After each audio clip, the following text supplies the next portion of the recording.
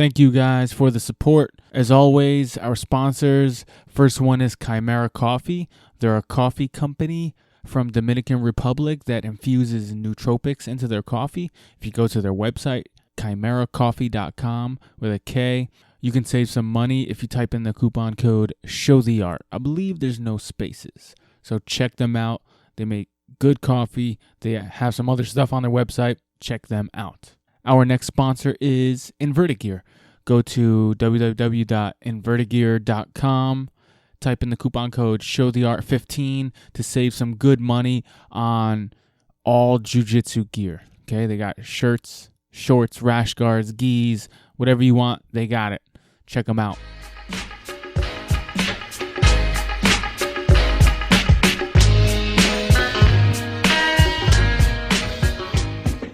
Welcome to the Show the Art podcast. I am your host, Abe Awad, and today my guest is none other than the jiu-jitsu legend, Master Eddie Bravo. Eddie, how are you, man? Good to hear from you.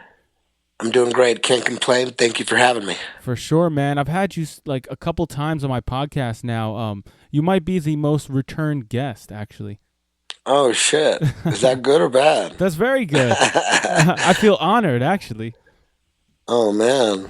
Okay. Thank you. I appreciate everything, though, man. For sure. Seriously. Man. How's everything with you? Where are you right now? You're in the mountains.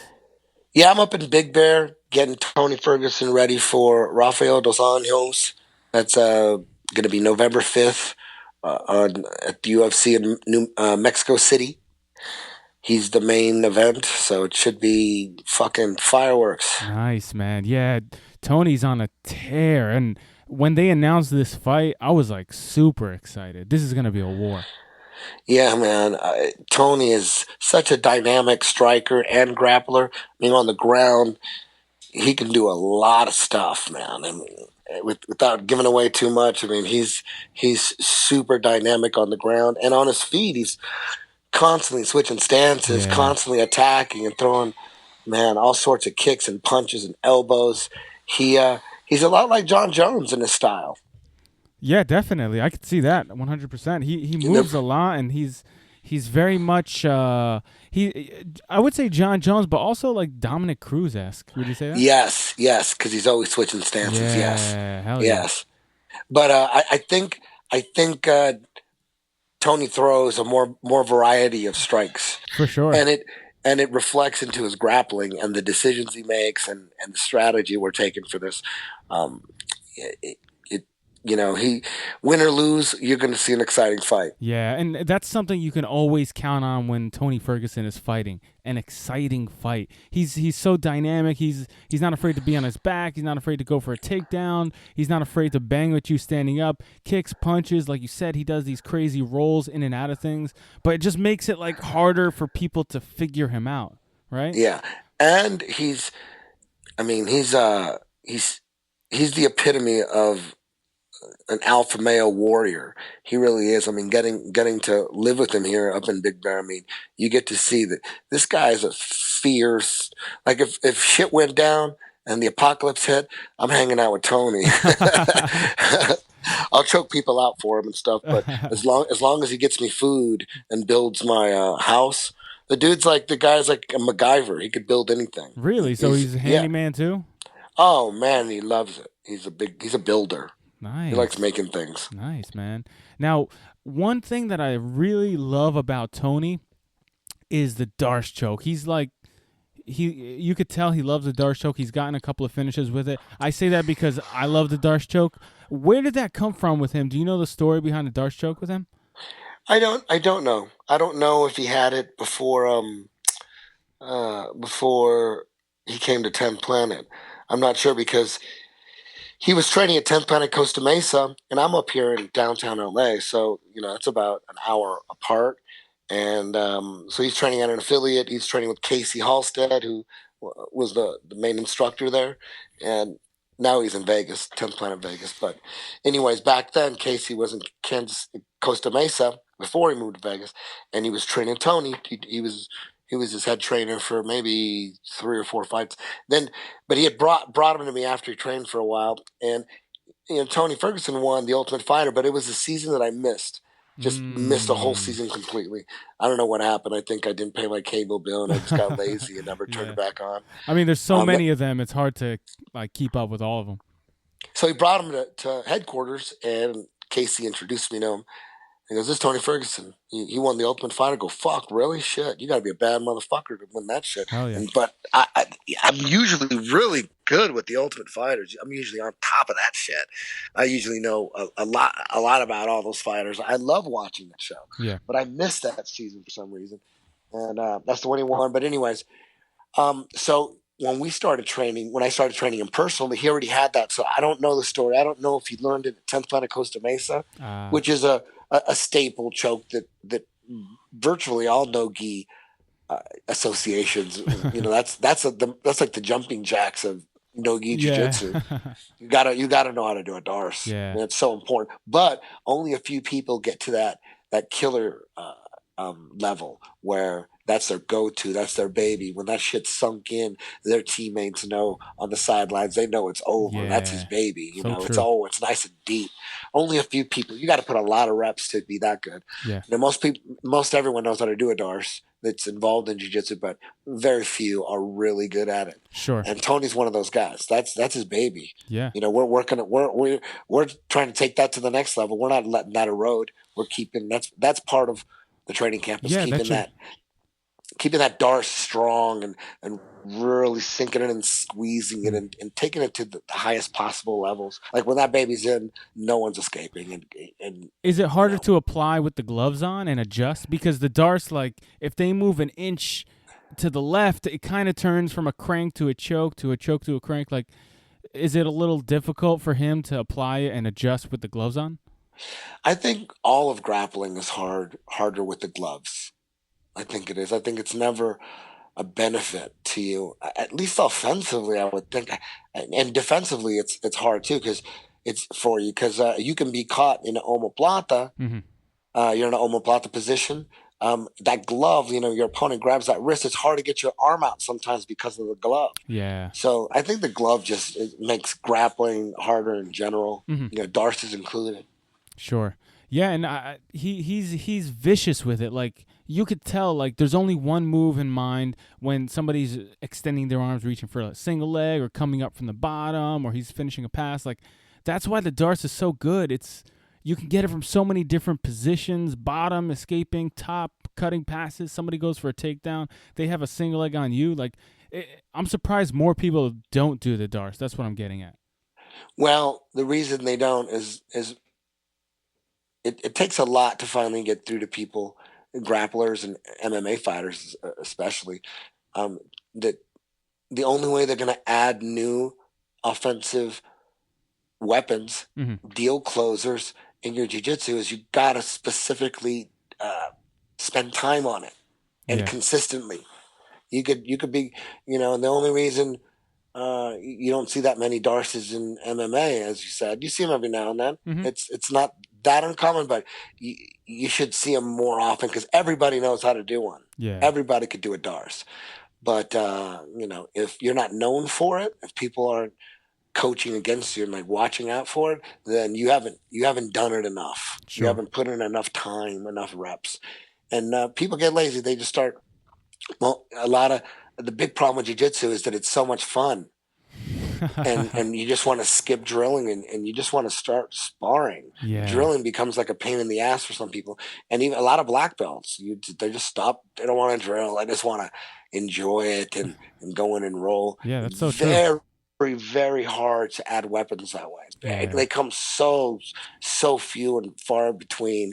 I mean, you can rapid fire weapons, just make a list of all the chokes, make a list of all your arm bars, every possible, anything that high level guys are good at. If you take all the stuff, everyone's good at different shit. So there's so many moves. This guy's good at these moves. This guy's good at that moves. This high level guy is good at those moves. This high level guys, you can take all those moves and write them all down and you can put them in your game. That's right. If you have enough time, and I think that if you're fighting in the Ultimate Fighting Championship, you should really take that seriously and try to add as many weapons as possible and spend as much time trying to be as dangerous as possible. And is that something you're doing with Tony? What is your role in his training camp? Are you providing jujitsu? Are you providing overall strategy? Are you helping him drill techniques? What's your role in his camp? Um, Tony is the kind of guy that he's gonna do whatever the hell he wants to do. All I do is suggest things. You know, I give him examples of scenarios. Um, we look at fights, fights that just happened. There was an interesting scenario that happened recently in a fight, a couple of them that really very interesting. And so he's going to end up making up his own choices. I don't make any. I just offer suggestions, Sure. and he'll ask me questions. He'll ask me what I should do here. What should I do here? And I suggest things, and he's really good at deciding whether which way to go. Mm-hmm. And he's a very easy guy to teach. I show him stuff. He does. We have a very smooth relationship. We respect each other. And I have a system that I put him through, and we're working on a lot of stuff. No matter what, no matter who you are, Mm-hmm. if you're fighting in the UFC, you should have mitt work for jiu-jitsu. There should be things that you do no matter what, no matter who's fighting, and you're doing them not just for the fight that you're training for, but for life. Things you just need to get really heavy with, and there's MMA specific stuff that Yeah. it's very, very important. There's a lot of jiu-jitsu that you just wouldn't work on, and in an MMA fight or a UFC fight of this magnitude. You have a strategy. You want to get really heavy with the things Sure. that are going to come up, the things that are not that risky. Yeah. It's a lot of the stuff that David Maya's doing. Mm-hmm. That Ooh. it's very, very important to look at the success he's had. Yeah. And we're just focused on stuff that High probability stuff, right? High probability situations.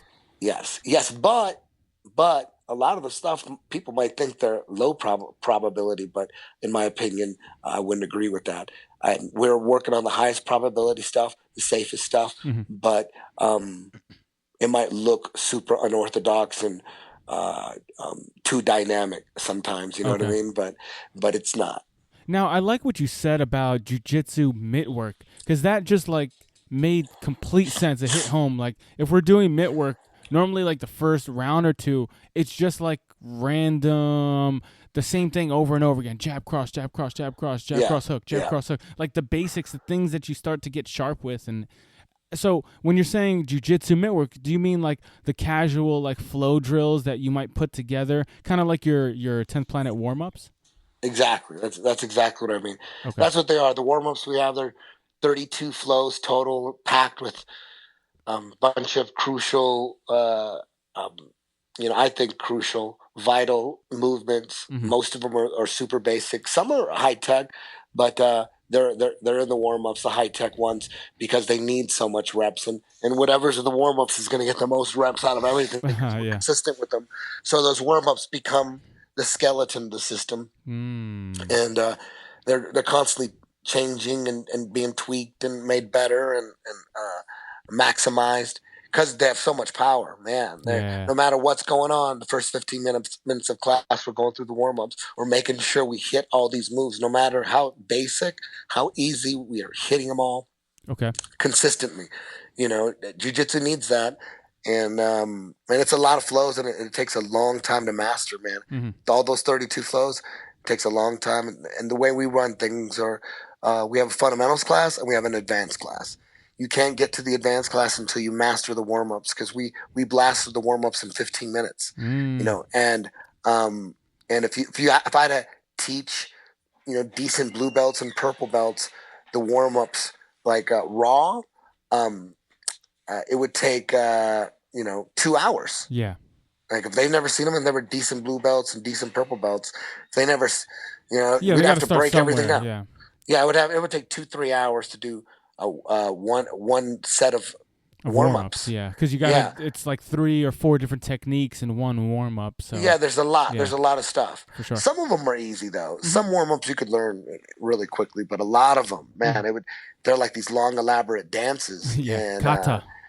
Yeah, it's exactly like that. Yeah. It's jujitsu kata. That's what Now, it is.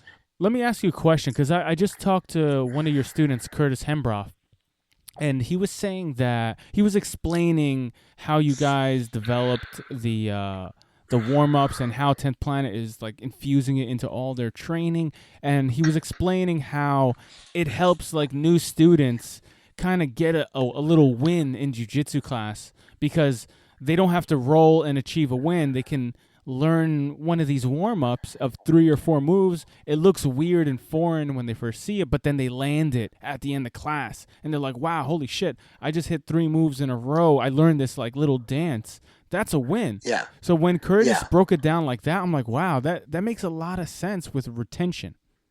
I've never even heard it put that way. I've never even thought of it that way either. Mm-hmm. The only thing I thought of is along those lines is that it's a curriculum. There's 32 flows, man. In the fundamentals classes, that's where we break them down piece by piece. Mm-hmm. So you could be in the fundamentals class learning the warm-ups. Like if the warm-up, we have A through H. If we had B today, if we were doing B, in the advanced class, we would do a B, which were 4 flows. Okay. We do 4 flows a day, 2-week cycle. That's 32 flows that we do Monday through Thursday. Anyways, so the advanced class would be 15 minutes. We're going to get through those 4 flows. That's 3 minutes each flow, 1 minute review. Okay. But you're supposed to know them. The reviews are just because everyone still needs review every time. You need to see it. You need the review. I put out videos every morning so they could review on video as well. Okay. And the goal is for everybody to master them. Master those warm-ups. And in the advanced class, as long as you know them like 85%, no, very few people know them 100%. There's very few people that have them down like machines. Yeah. But that's the goal. That's the goal. There's so much to remember and so much to learn.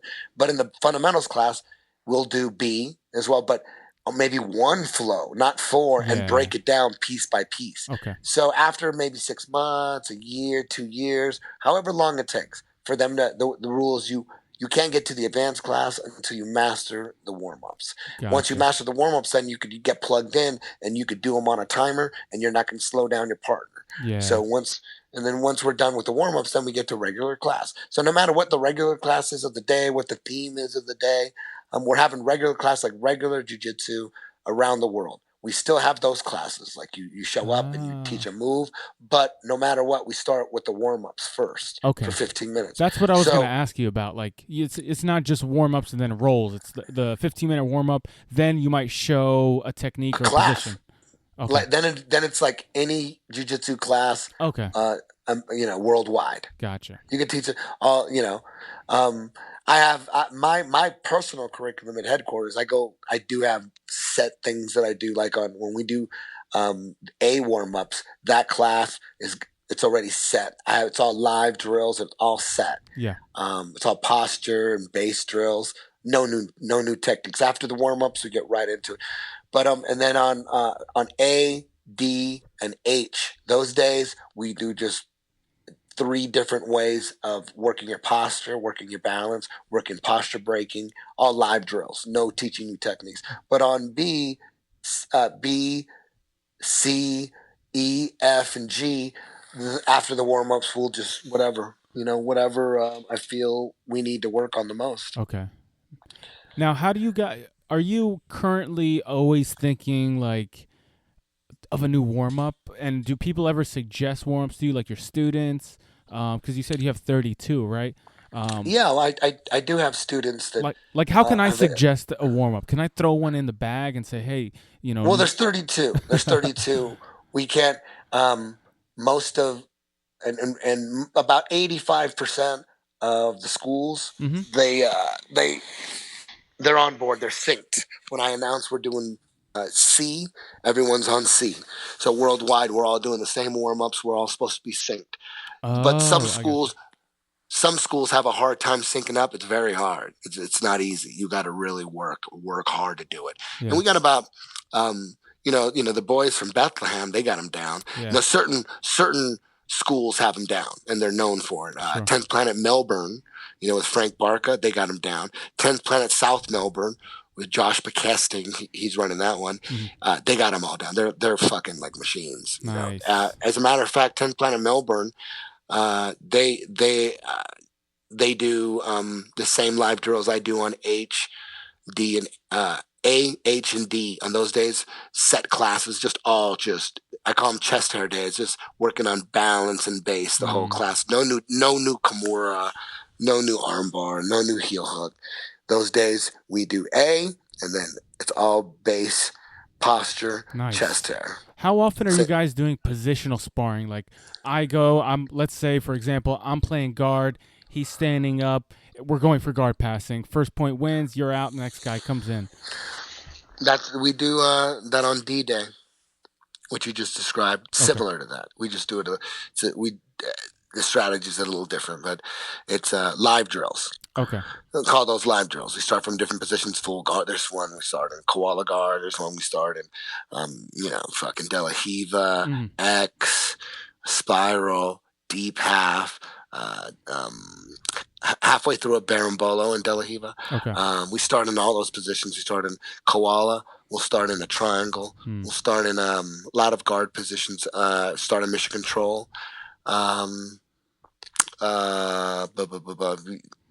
we do a lot of live passing drills where the guy on the bottom can't use his hands. He's just got to use his legs to avoid the guard pass. Nice. We do a lot of that. That's on D-days. Every D-day, we just work on the guy on top, gets to work on his passing without having to worry about hands. So gets him to really start manhandling those legs and throwing them around, working leg drags and all sorts of different passes. You can pass any way you want. Sure. And the guy on the bottom, he can't use his hands. That's just every D. Every time we do D, the whole class. We do the warm-ups and then the whole class. We do those. There's also, I mix in, because it's so tiring, I mix in 3 different guard retention reaction drills. We'll do those 3 drills and then live passing for a couple minutes, and then those 3 drills and then live passing. So it's basically all live passing with little breaks, but when you're taking a break, you're actually doing drills to improve your game, the game that you're playing live. Yes. And then, so we do all that. That's very, very important. You can't just go in there and just teach. In every class, every class was a new technique, a new way to do a heel hook, a new way to do a triangle or whatever. Every day you did that, I don't agree. Hello, can you hear me? Can you hear me? Yeah, I can hear you. Okay, it was it cut off for a second. Can you hear me now? I'm sorry. No problem. I can hear you. Okay, cool. I can hear you. Yeah. Real quick, I wanted to give a shout out to my boy Zach from 10th Planet Bethlehem. He over the weekend he stayed over my house. He cut weight, and last Saturday I helped coach him at the IBJJF Nogi Pan Ams. My man Zach did the Nogi Pan Ams, so I want to give a shout out to him. He did pretty good, man. He fought well for his brown belt division. He wound up losing his first match, but I'm super proud of him for stepping up and saying, "Hey, competition is competition. Let me go in there. I don't care what the rule set is. Let me fight these guys." That's very commendable, especially these days when everybody's complaining about rule sets. He's a beast. He's a savage. Him and JM holding down the fort at 10th Planet Bethlehem. Who's doing it better than them? Very few. Yeah, those guys. Every time me and him roll, it's a battle. It's great technique. He's not muscling anything. It's just technical as it gets. And those guys. How about Grace Gundrum from 10th Planet Bethlehem? Man, you can't mention 10th Planet Bethlehem without talking about Grace. Grace is a G, man. We went over there a couple months ago, and I roll with Grace, and she rolls like you're rolling with somebody who's been doing jiu-jitsu for 10 years. It's weird. And she's so small. It's amazing. Yeah, she's the UFC doesn't want to have minors on the show, so we're not doing minors for the time being. Maybe things will change. You know what I mean? Yes. But that's the only reason we're not having Cora and Grace and all the girls that we had. It wasn't up to me. I didn't even want to fight it. I didn't want to fight the decision. I'm so happy being on UFC Fight Pass. I just think maybe they'll change their mind. You know what I mean? They just think it's too much of a liability to have a little girl on stage and then her neck breaks, it's going to Sure. make them look bad. You know what I mean? Yeah, and you don't want to there's been like a couple. jinx it or anything. So yeah, sure, I get it. No problem, guys. Yeah. Well, Hello. can you hear me? Can you hear me? I can hear you now. Okay. I said shows like your show, shows like Zapatero and the Honored Invitational. You know, that'll be their arena for the time being. You know what I mean? And hopefully, people love watching Grace. Man, my goal was to find the best girls in the world to see how Grace does against them. And who knows? Maybe she is the best girl at her weight and age in the world. She might be, or maybe she's not. Maybe there's some Brazilian girl in the favelas who's just a killer. and Grace has lost before. It's been a while, but I think her last loss, she got armbarred by some girl. I wanted to get a rematch with that girl. I had a lot of plans for Grace, but they're on hiatus right now. But meanwhile, she's still training hard, and things will change. Yeah, Grace she's got her head in the right zone, and she has excellent coaches. I have to say, they're great guys, JM and Zach, and those guys, like, they know how to teach, they know how to talk to kids, they know how to talk to adults. They're very professional, but they're like casual at the same time. It's no coincidence that they're together. You know what I'm saying? That's a beautiful training partnership they got going on, man. We'll one day we'll get Grace back up on the big stage. Hopefully in EBI. I'm working on it. For sure, yeah. I mean, she's if she wants to do this for the rest of her life, she's gonna be a big star one day. I have no doubts. Yes, absolutely. Now let's move on to EBI. The next EBI 9. What happened? What happened to Keenan? What's going on? I don't know. I don't know. He didn't give a reason. He just said, I can't make it. Sorry. Yeah, I don't know what he's thinking. I'm not sure. You don't make anybody sign contracts. It's just, hey, you're signed up to compete, and yeah, exactly. Okay. That's the way we've been doing it. You know what I mean? Yeah. No, it was unfortunate because everybody was looking forward to him. He's a phenomenal competitor. He's always game. It's never like a blowout with him. It's always like not like him blowing people out, like them. Like, he's never getting outclassed. If he loses by a slim margin, he's always exciting. It was unfortunate to not see him in. Yeah, it sure was. But we've had dropouts in the past, big name dropouts, and the show must go on. Sure. I mean, so now Gordon is going to compete in that one, correct? Yes, Gordon Ryan, he's going to he's moving up in weight. He wants that belt too. The Danaher Death Squad, they want all the belts. I thought, I don't want to go back, but I thought you wanted to keep people at a certain weight class. Are you keeping it open now? Like, if you want to go here or there, they're allowed to do that? Like, competitors that have won previous weight classes? You know what? If you're on fire and you're beating everybody, yes. But if you go up in weight, it all depends on the situation. Gordon Ryan, he's in a unique situation. He came in and won the absolute. Yes. So that proves that he can hang with the big guys. Then we did the 185 show. He won that. So he wants to do 205. How the hell can we say no? Hell yeah, that guy's a star. Yeah. I want to, and he's not going to drop out. No. Gordon, those Danaher Death Squad guys, if they drop out, it's because of a legit injury or something. You know what I mean?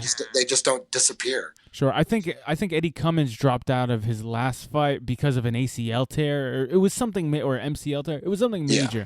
Like, to keep Eddie out, it was like, all right, there's something wrong. And speaking my guys will fight hurt. My guys want to do EBI so bad. I like dealing with guys that want to do EBI. I like guys that appreciate what the UFC Fight Pass offers. I mean, that exposure. I mean, how could you not want the exposure? Yeah, it's a big deal. You got guys complaining about no show money, but Abu Dhabi ADCC doesn't give any show money. Yeah. You have to earn that. Hell You yeah. know, they buy the plane ticket and the hotel. That's it. That's what we do. We get the plane ticket and the hotel. You know what I mean? And if you want money, just like Abu Dhabi, you got to perform. You got to win. And yeah, you know, well, Abu Dhabi, they give a little bit to the second and third. I think maybe a grand or a couple, but Yeah. we make it winner take all. You could do that. I could have did that easily. I could have said, okay, instead of 20 grand for one guy, we can do 10 grand for the winner, and then 5 grand, and then or whatever. You know what I mean? Just split it up like that. But I chose to go winner take all. I like that.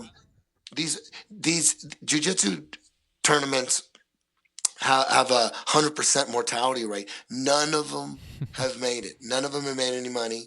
Overall, they all tank. They all go down in flames. All of them. None of these jiu-jitsu shows made it. Hickson had one. Where's it at? PSL, the Professional Submission League. Where's that at?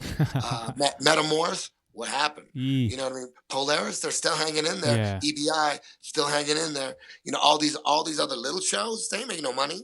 You think Zapatero's making any money? You think these shows, the only one that's making money is the IBJJF, and they're making fucking a shitload, and you got to pay them to do their tournament. They're not giving shit. They're not paying any flights or any hotels. They're starting make all the money. They're starting to give away prizes to like absolute winners, and I'm pretty sure that the black belts compete for free, but it's nowhere near what you're doing. That's for sure. Hey, everyone's doing different shit. Yeah. You know what I mean? It's just I'm just focusing on entertainment. Hell yeah. Yeah.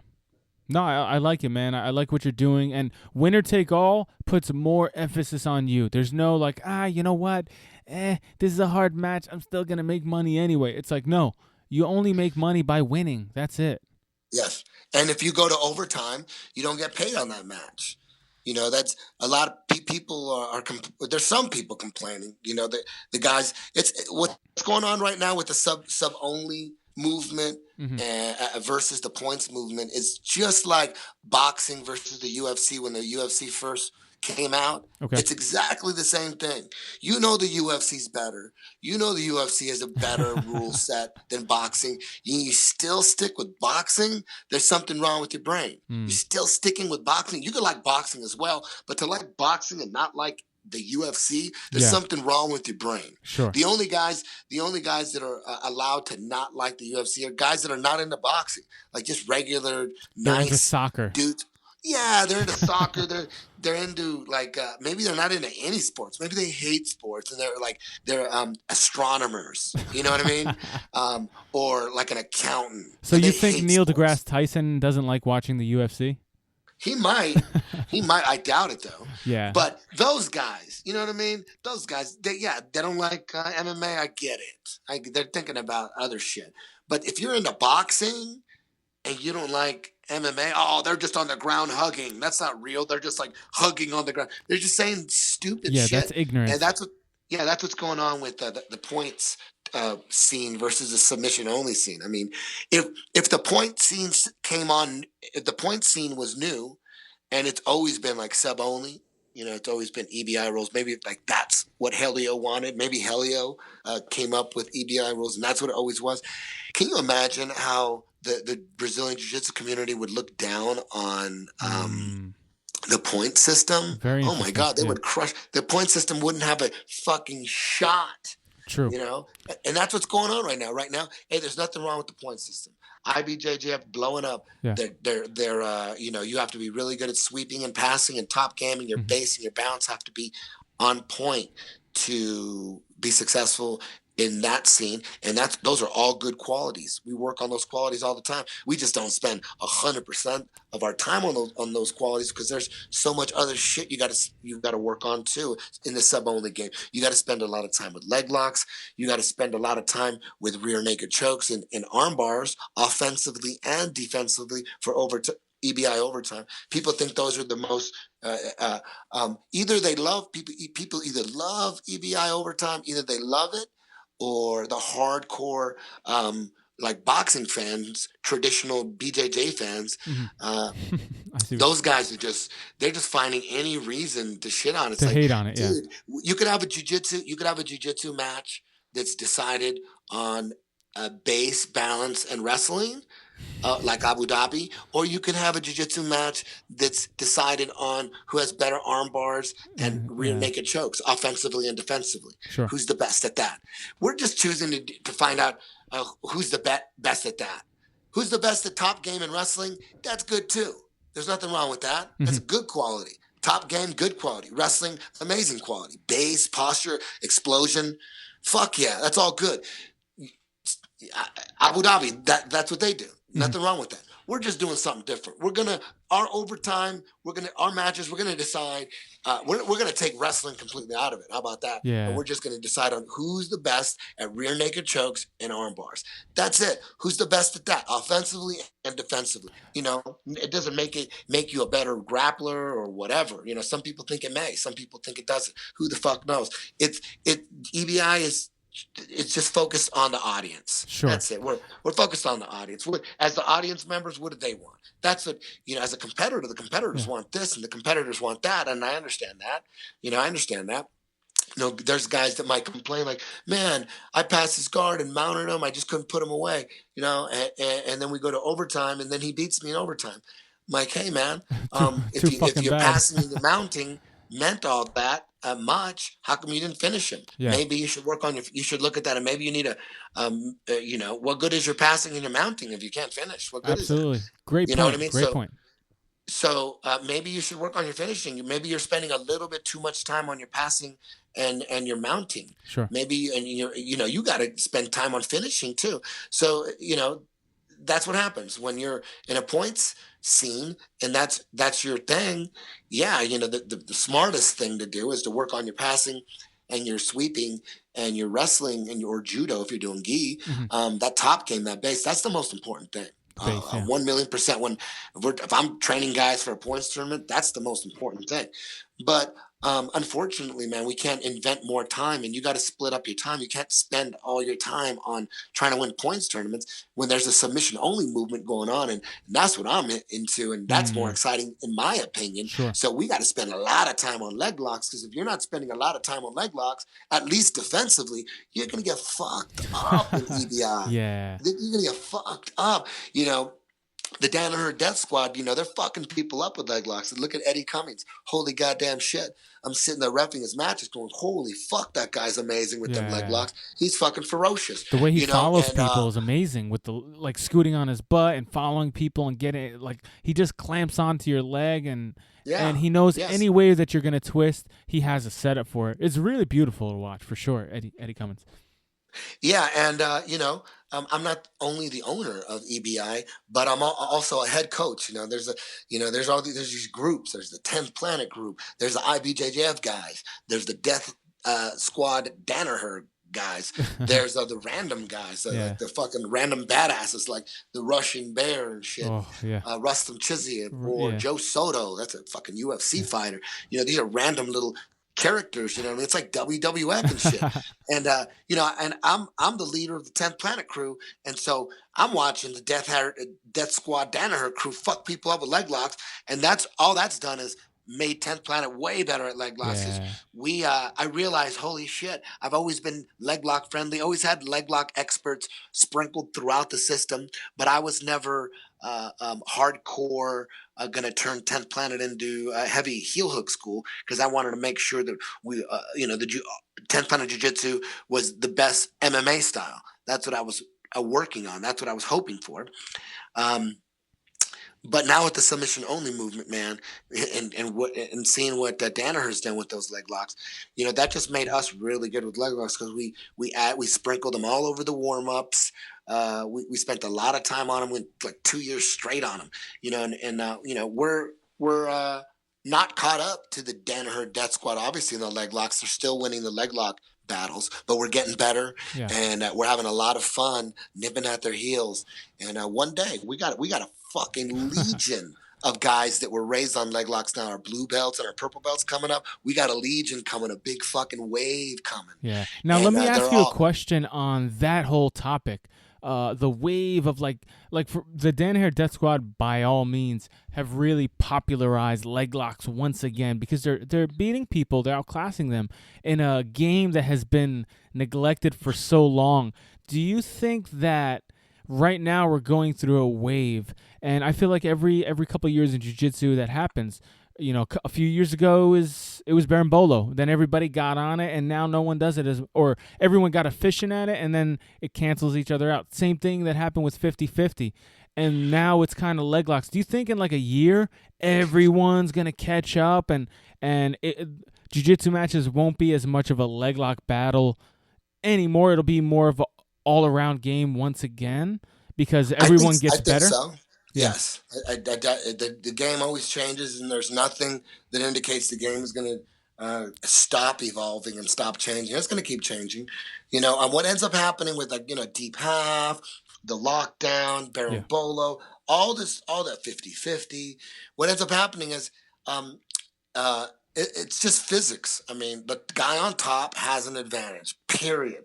Guy on top has an advantage. So the guy on the bottom is going to have to outsmart the guy on top. He's got to use his smarts. Sure. So he's got to trick him, deceive him, come up with new shit that he's not used to. You got to go after his weakness. And, you know, when berimbolo came out, you know, it was like on fire because people just didn't figure out the dance on top. There's going to be a dance on top. Once you figure out the dance, the first move, the second move, ba, ba, ba, ba, ba, okay, you stuff it now. Once everyone figures out the dance, it takes a while. You know, while everyone's trying to figure it out, the one guy that mastered it, it's so far ahead of the game, he's going to just fuck people up with it. He's going to keep doing it. And you know what? He's going to just keep doing it either way. Just people are never going to catch him. But overall, it's going to be hard for other people. And that's when the evolution happens, when everybody catches up for the most part, right? They learn the top dance, the dance on top. They learn how a deep half. You know, there's a guy who's fucking spending all this time perfecting this shit, and by the time it spreads to the world, he's so good at it, you're never going to catch him. But you're going to catch the other dudes who jump on later, and then that's where it all evens out. Sure. And then it becomes the same. It's still effective, but it's just like any other guard. It's like you're on the bottom, man. You don't have the advantage. Once the guy on top figures out your bottom game, your little dance, you're going to have to come up with another dance. And constantly moves, And then you have to set them up and then bounce back and forth at the end of the day. And hopefully one fucking thing gets through. Because at the top, at the elite level, hardly nothing gets through. If you watch Leo Vieira roll with BJ Penn, they rolled for God knows how long, but you know, the first half of the match, one of them pulls guard and the other guy tries to pass, nothing happens, and then like forever later, the guy was on top pulls guard, and then the guy that was on bottom gets on top, and they're trying to pass, and like nothing happens.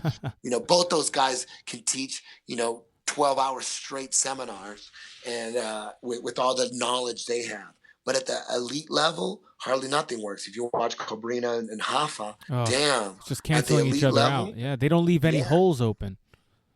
Yeah. And they mind everything. Yep. I was going to ask you about EBI. I hate to change the subject, but are there any new rule changes that people should know about, or are you still, like, everything's pretty simple, everything's pretty much the same? One of the new rule changes is it's a double change. It hasn't even come up, so I don't even know why I'm talking about it. But we made a rule that if you're on defense in overtime and you pull off a tap, you win automatically, and it's over right there. And then recently, at the last EBI in the rules meeting, enough people spoke up about it, and then I just thought about it again, and I thought, you know what, fuck that. If you're on defense and you tap someone out, hasn't even happened yet.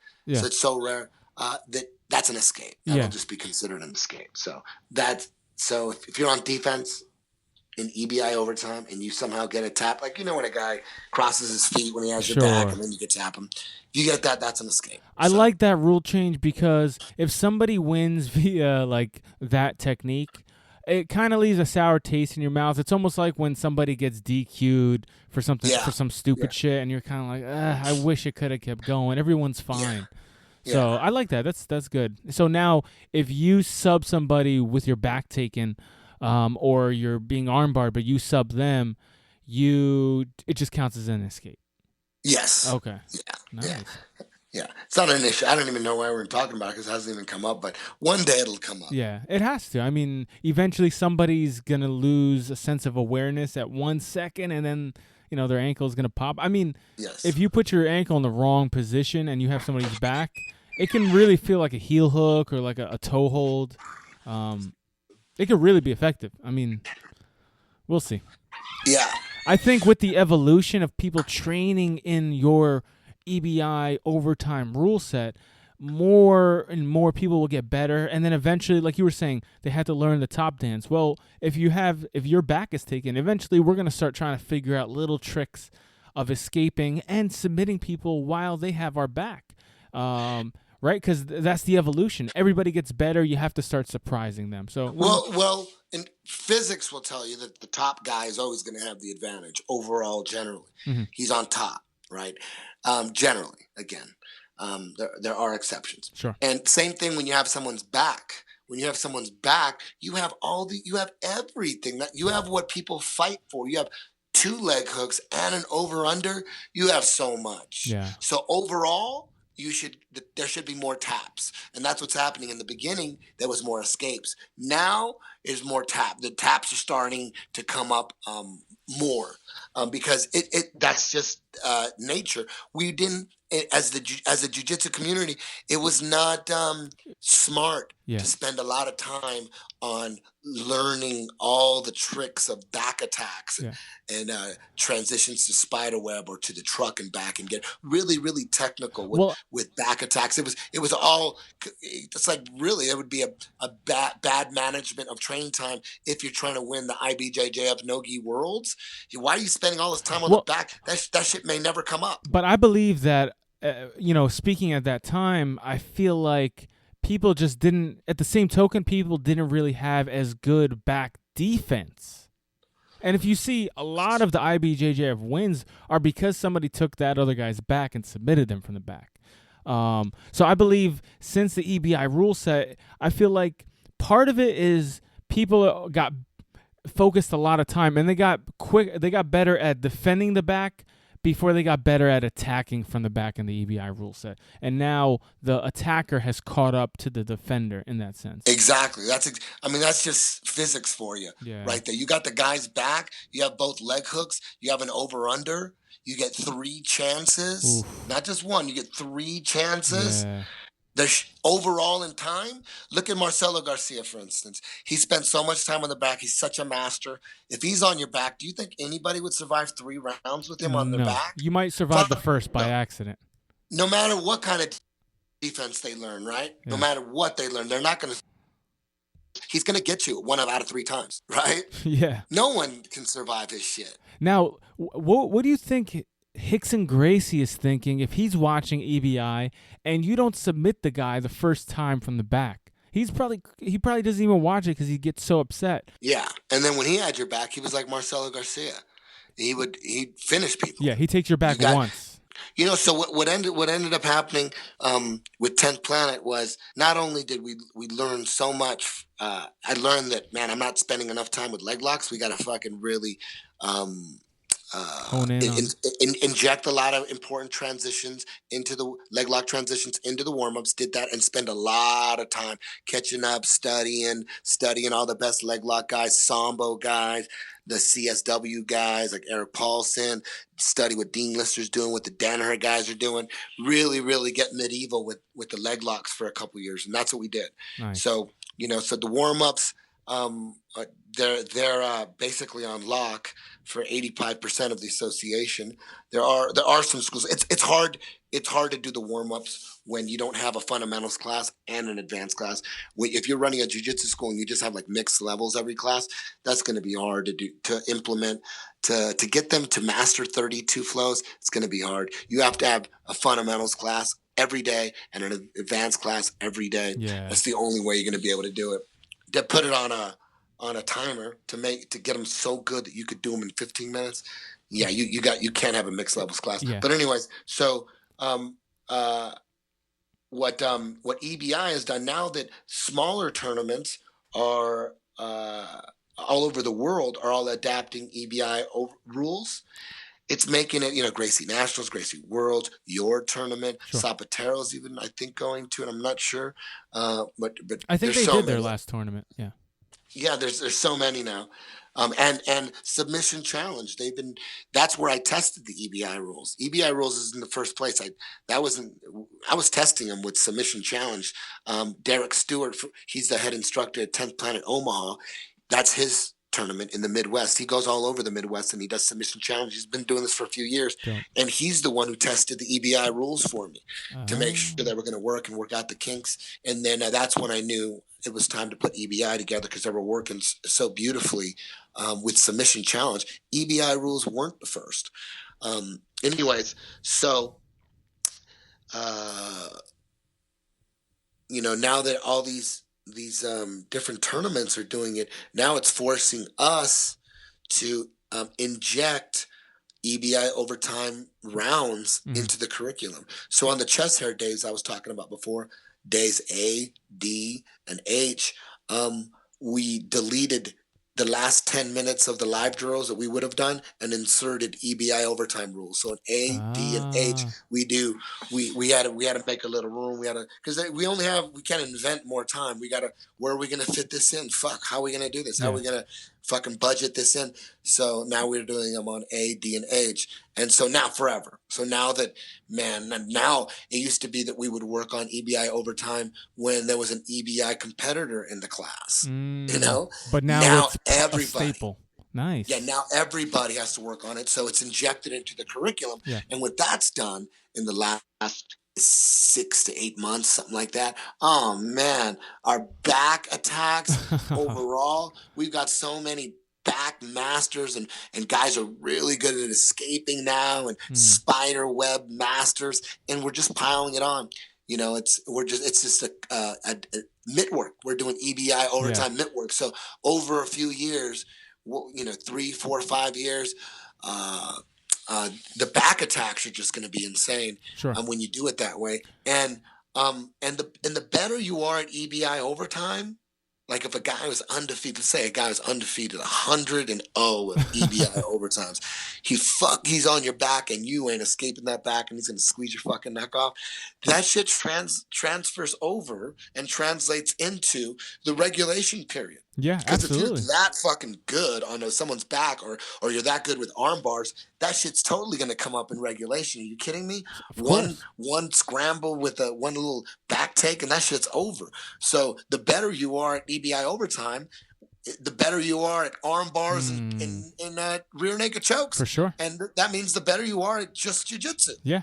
I'd have to say, since the EBI rules, we've been implementing a lot of training like that with the back and the armbar position, and starting from the back and going from there.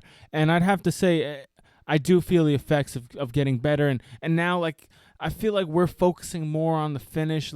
For sure, that is accredited to the EBI rule set, and it's happening around the world, just like you just said. Yeah, leg locks, arm bars, and rear naked chokes. The level of all three. Boom. Have just exploded with 10 Planet because of EBI. EBI is like the lab. Yeah. EBI is like, this is where we experiment. We're like, oh shit, we haven't been spending enough time with leg locks. God damn. Yeah. So now I roll with leg locks as a regular thing. Now we don't even think of reaping and heel hooks as I don't want to touch that area. It's too sensitive. Since EBI, since really Eddie Cummings really inspiring the leg lock attack, I feel like more and more schools are adopting the leg lock rule set and now just teaching it, and now people are understanding it better, and less people will get hurt. It's so simple. Yes, absolutely. The better you are at leg locks, the less people get hurt. I think there was a big misconception, a lot of propaganda in the beginning that leg locks were any more dangerous than a Kimura or a Americana. Yeah. You know what I mean? Or a neck crank or anything. Yes, you can get hurt, but you can get hurt with any technique. And we've now at 10th Planet, we've never outlawed reaping. I've always welcomed leg locks. Every class had 1 or 2 leg lock masters. I've had leg lock head instructors like Chris Herzog at 10th Planet Rochester. Mm-hmm. I had leg lock masters from day one of 10th Planet. Gerald Strebent, who was right there in the beginning with Gerald with 10th Planet. He was really into twisters, rubber guard, and going to Hayastan and learning from Gokar out there. Ooh, And wow. he was hardcore with the leg locks. So I've always had leg lock masters around me, and you know, for them, anytime I rolled with them, I just played my game even tighter because my game was always to be, you know, a clinching style for MMA. And it turns out that exact same clinching style is the style that could stop a leg locker. You know, as long as you don't fuck up and let them get some space and let Yeah. them get a good look at your legs. So I've been playing the anti-leg lock style this whole time because of guys like Gerald Streba Yeah. and Shigeki Matsuda. From one day, this Japanese heel hooker came in. He's still heel hooking everybody. He's a black belt now. He's, you know, so I've had all these guys around me that were into leg locks, but I wasn't into them like heavy personally. Yeah. But now, shit, I am. You're all I'm for totally into them, man. I love it. There's so much new material now. It's like I feel like a baby. I feel like I have so much more to learn, and my leg lock defense over the last couple of years have gotten so much better. And That's I'm amazing. learning. I'm stoked about it. I love every minute of it. I love how the Danaher Death Squad are kind of like the Conor McGregors right now, you know, of the Somali movement. I love that. And the more they talk on the internet, it's a beautiful thing. I want that. You know, it makes for a better show. Sure. You know, they're fucking up the IBJJF guys on EBI. They're fucking up the 10th Planet guys on EBI. But we're working to change that shit. And we're going to do everything we can to turn the tide. We may or may not. We'll see. But the more we go after them, and the more we make this a fierce competition, and it's a friendly one. I love those guys. I love Gary Tonin, love Eddie Cummings, love Gordon Ryan. Those guys are awesome. I love those guys. You know, but it's a friendly rivalry, and what it's doing is, even if maybe they're too far ahead right now with the leg locks, and it's going to be hard to catch them, but the more we try to catch them, the more we pull away from the traditional schools that are refused to do leg locks. Sure. So that makes me feel really good. Yeah. That makes me feel really, really, because now when you walk into, you know, we used to always think about Hayastan, like, damn, you don't want to go to Hayastan. They're going to fucking leg lock the shit out of you. Damn. It was scary. Like, people were like, don't go there. You got to have big balls to go to Hayastan. Yeah. Because the rumors were they're going to fucking leg lock the shit out of you. They're rough there. They don't care. They're going to go after it. And if you're not they're going to break your prepared, shit. But now people are saying that about 10th Planet schools now. You walk into a 10th Planet. I know a traditional guy walks into my school now, no matter how good he is, unless he's super elite. Like elite, but like a pretty decent guy walks in, traditional guy who's not used to leg locks, he's gonna get ripped up by leg locks by my blue belts. My blue belts are gonna wreck him. But what if they say, "Hey, I don't want to get leg locked, Eddie. Hey guys, listen, no leg locks on me. I'm just coming in to train." What if they say that to you? They know what's up. Do you kick them out? They know what's up. They're there. You know what? They're there for. Yeah. You know, when a traditional guy comes through, they're there to catch up with the leg lock game. I got some guys from Gracie Baja that come through. They're not claiming 10th Planet. They're claiming Gracie goddamn Baja. Yeah. But they're cool. They come in and they're like, dude, I just want to fucking learn leg locks, man. Oh yeah. I want to come in here and you know, it's a weird thing, but come on down. You know what I mean? Now, I've been thinking about this a lot, and you're probably not going to adopt it because it's a big change.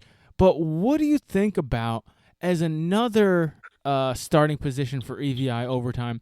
Both guys laying down, and one guy has the Kimura, essentially like that Kimura trap system where if they sit up, you can take the back. If they don't sit up, you can kind of swivel underneath and get the arm bar. What do you think about that being like a EBI overtime round startup position? Because now, well, you're not the first guy. You're not the first guy to suggest a new position. Why don't you start in a triangle, or why don't you start in a leg lock at a leg lock position, or why don't you start in this? Or leg locks are gonna get messed up.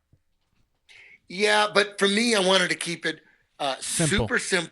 Super simple, and everyone agrees that the darkest spot is the back and the spiderweb position. I was just thinking because if you start in that Kimura trap like series where we're both laying flat and I have a Kimura on you, no matter which way we go, I'm either going to wind up in that spiderweb armbar position or the back anyway. So it's kind of like that middle. Yeah. But it makes sense. Yeah. It makes sense. Like for me, for me, Mm-hmm. if I had my choice, they go, you could. If I would say shit like for me, if my ass depended on it, if money depended on it, Yeah. like it was like some huge thing, and they Yeah. said you want to start an invisible collar, Yeah. I go, fuck yeah. Are you Gotcha. kidding me? It's a wrap an invisible collar for me. Yeah. I would like that. It's like having the back. If I have you, I'm on my back, you're in my guard, Yeah. but I got you in a position that's like the back. Mm-hmm. I would say yeah, or the go-go clinch. I would say yeah, but I wanted it as unbiased as possible. Mm-hmm. I wanted to make it simple. I didn't want to drag it on and make it really elaborate. Real simple. Either the back or the arm bar. Hell yeah. Meat and potatoes. The more fancy I get, then it's gonna The breed more murky, more. yeah. Like, yeah, Definitely. I just keep it nice and simple because the more you positions you add, the more you got to decide. Okay, where do you stop it? Yeah. What's considered an escape, and then it gets just like really complicated. And but everyone agrees. Everyone agrees that the back that's the be all end all for jiu-jitsu. You could have logos of a dude on a back choking someone out, and people will go, "Oh, that's jiu-jitsu." Yeah. Or you could have a dude in an arm bar. Mm-hmm. Oh, that's a jiu-jitsu logo. Yeah. You know what I mean? So true. So I wanted the overtimes to be about the essence of jiu-jitsu. Rear naked chokes and arm bars. We're having a shootout, just like soccer. Mm-hmm. Soccer has shootouts. Penalty shootouts. No one's complaining about that. If it's a tie game, they get artificial type scenarios. Yep. They get free kicks. Yeah. Same thing with basketball. You have free throws. Yeah, that's artificial. That's free throws because people online were complaining that, oh man, the EBI overtime sucks. Who would let them put themselves in an artificial position? You're gonna let the matches be decided by an artificial position? Like, what are you talking about? In college football, in overtime, each team gets a chance at their opponent's 35-yard line. And if you know football, that's like starting on the back. Sure. I think the right best there and scoring. I think the best metaphor used was that soccer penalty overtime, like in the World Cup. Yes. We couldn't decide in regulation because both guys are really good, but we need a winner to advance. And we're going to pick what the main shit is, and that's back and spiderweb armbar position. Like, it's artificial, yes, but we need to decide a winner. And we need to decide it in a audience-friendly way. And the most gangster, the fact that there's Brazilian Jiu-Jitsu players that were like, fuck that, I'm not gonna have a guy on my back. Fuck, like they're insulted or they're offended at those rules. It's like, it's just a game. Yeah. Nobody's punching each other. Relax. This isn't MMA. This is like a live drilling class. Mm-hmm. You could either have a jiu-jitsu match decided on your wrestling and base, which is fine, or you could have a jiu-jitsu match there is no decision, it's a draw, or you could have a match that's decided based on submissions, like the most important submissions, the essence of jiu-jitsu, rear naked chokes, and arm bars. That's what what do you want? You want to decide your jiu-jitsu matches with wrestling? You want to decide them with no decision, or do you want to decide them with arm bars and rear naked choke? Come on, it's not like, don't get insulted, don't get offended. Just think about it all the way. Yeah, it's for the fans. It's for the fucking fans. I feel like you want to make money. Everyone's complaining. Oh, there's no money in jiu-jitsu. All these jiu-jitsu shows go under.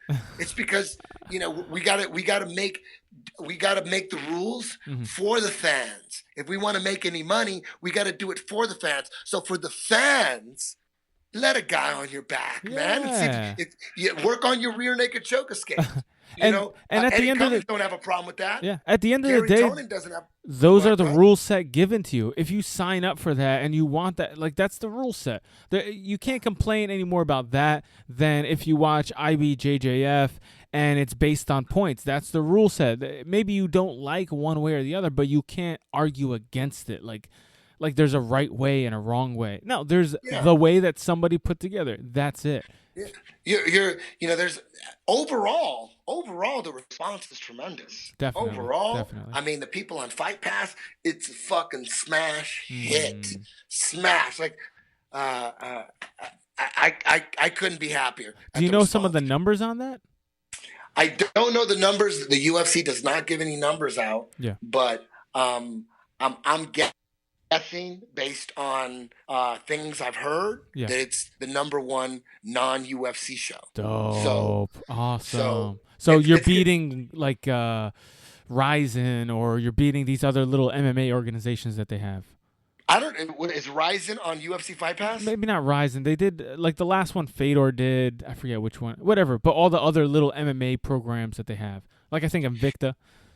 I think Dope. either top 2. I Nice. can't really say for sure, but it's doing great. They love it. They're getting great reviews. That's good to I hear, have Eddie. nothing but positive feedback. Tim Crater, he's a Brazilian Jiu-Jitsu black belt. He got on Facebook and just gave it an incredible amount of praise, coming from his heart. He said that's his Super Bowl. He would rather watch that than the Super Bowl. EBI, he's just going off on Facebook. Nice. And that's a traditional BJJ gi player, and I think he fought MMA as well. Mm-hmm. And as a matter of fact, he did. That's right. He was on The Ultimate Fighter. What the fuck am I talking about? That guy, if you're a true fan of jiu-jitsu, how could you not like a match that's decided on rear naked chokes and arm bars? Yes, every now and then the match is decided on fastest escape time. Mm-hmm. Not every match. Very few matches. Yeah. Just a couple, in EBI 7, I don't know, maybe 1 or 2. Yeah. There's a whole shitload of matches. The last EBI 8, I think 1 or 2. Yeah. It's like 1 or 2. Hey, I don't want it to go to overtime where in 3 rounds you got a guy's back and both of you guys can't finish him offensively. That tells me you need to work on your offense. Yeah. You have a lot, man. You are on his back. You got leg hooks. You got over under. But you know what, Eddie? You know what? Yeah. Even with the time limit, what I like that you guys added was at the last leg of the overtime, there's a countdown timer. And with that, like when we did our tournament, the Show the Art Finishers tournament, our last one, 10th Planet San Diego Boogie's student, PJ Barsh, he won it. And he won via the last leg. Yeah, and I'll tell you what, it was so exciting because now everyone's counting down and this dude's trying to escape the back, and both these guys have been battling for like 30 minutes and he escapes with like 3 seconds left. Eddie, it was crazy. The place went wild and he escaped the back. I saw. That's what happened. Yeah. Yo, you watched it? I watched. Are you kidding? PJ Barsh. Oh my God. Remember that name? Yeah. PJ Barsh. Remember that name? That's one of the top 10 Planet guys fucking skyrocketing right now. That guy, keep an eye on him. The thing with the countdown is that the EBI overtime, it does take some explaining on how it goes down, because once regulation is over, and the first thing I do is flip a coin. I just flip a coin and I point at someone, I say heads or tails, and then if he wins. He gets to decide if he wants offense or defense first at the top of the round. There's advantages to if you win the coin to say I want to go on defense first, and there's an advantage to flip a coin and say you want to go on offense first. Generally, people, they just want to go on offense first, and it's I think going first is better. But the Danaher guys are so good at defense that they like going second first. Yeah. And I'll tell you why. Because let's say me and you are going, and the ref flipped the coin, and I say heads, and I win. If I pick defense first, if the guy on offense, it's an advantage. It's only an advantage because if you escape, however long that escape time was, let's say you escaped in 30 seconds, when now it's your turn at the bottom of the round to go on offense, it's probably a good idea to hold him for 30 seconds first before you try anything. Just to make sure you match his escape time, the escape time, right? You understand what I'm saying? Yeah, that's the strategy in it. Yeah, but if you choose defense first and he taps you in 30 seconds, now you're at a huge disadvantage. Sure. Because now the guy just has to hold on for 30 seconds and he wins. Sure. And he has to just flip out if you go for a submission, and he might last for...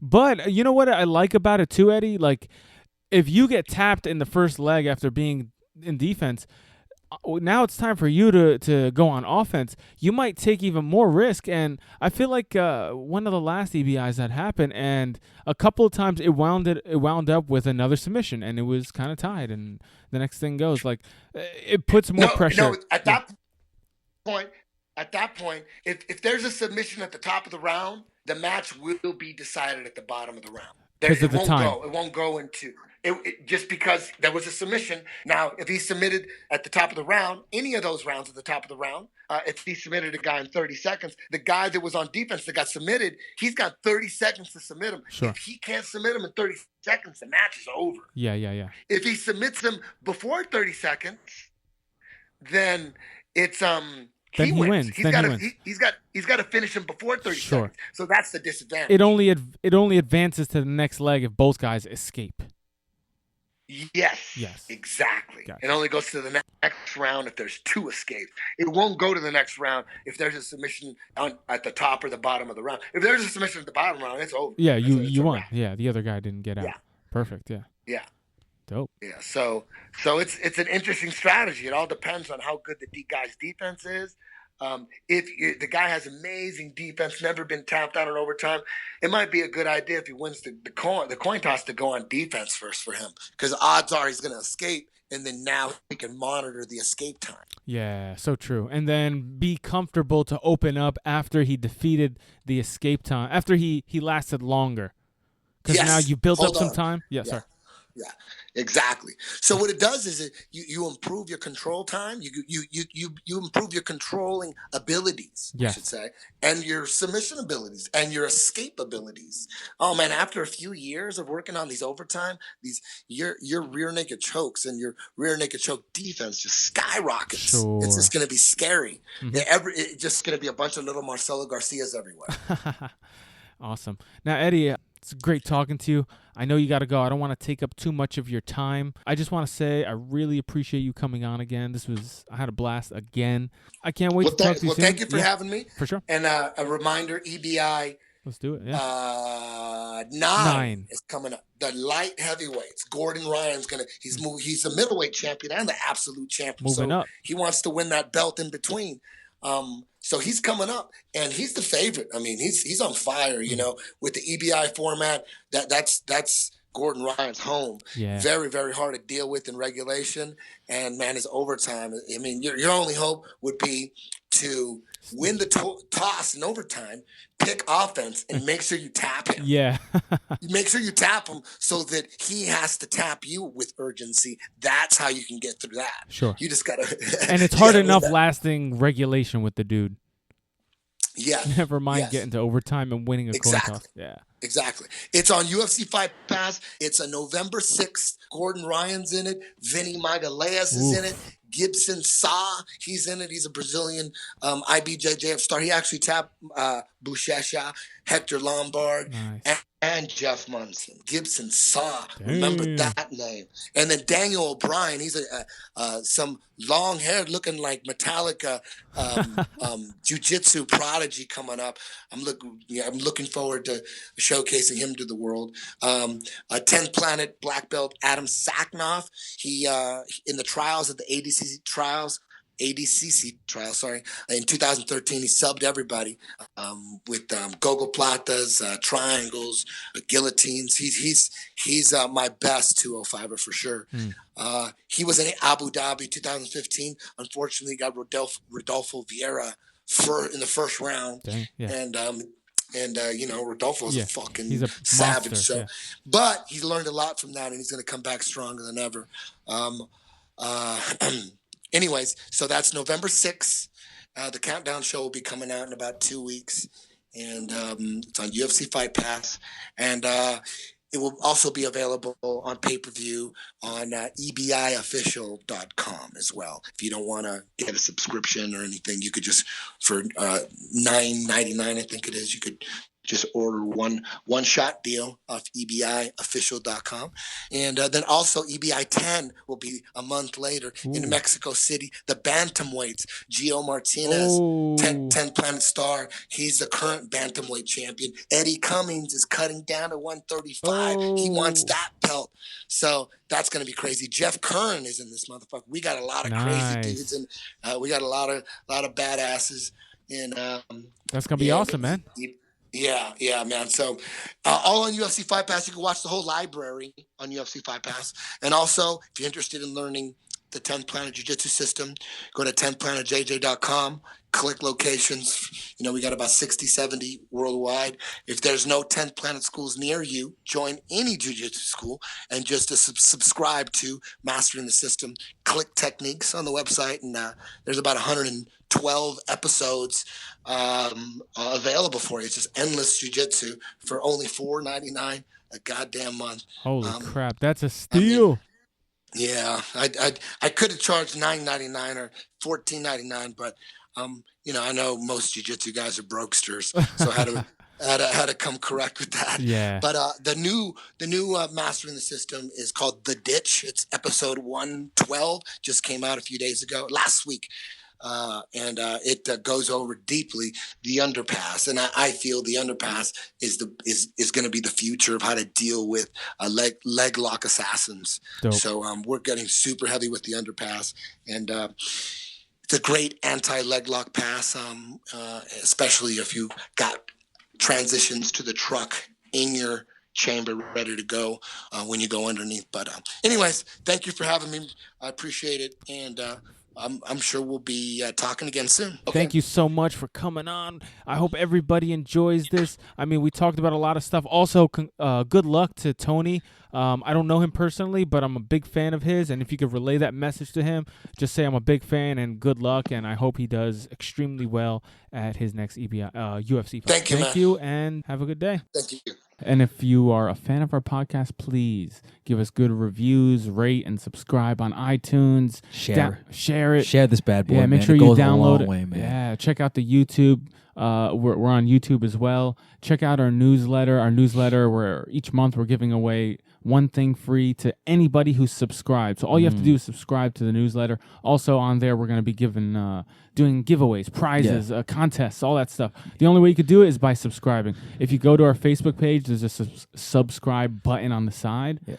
So please do it, guys. Yeah, and before we go, if you guys want us to talk about anything else on this fight breakdown or anything else, guys, feel free to make any comments or throw some questions at us out on our Instagram page or Facebook. Or email us showtheart@gmail.com. We want to interact with you guys. Let's do it. All right, man. We out. Till next time. Peace.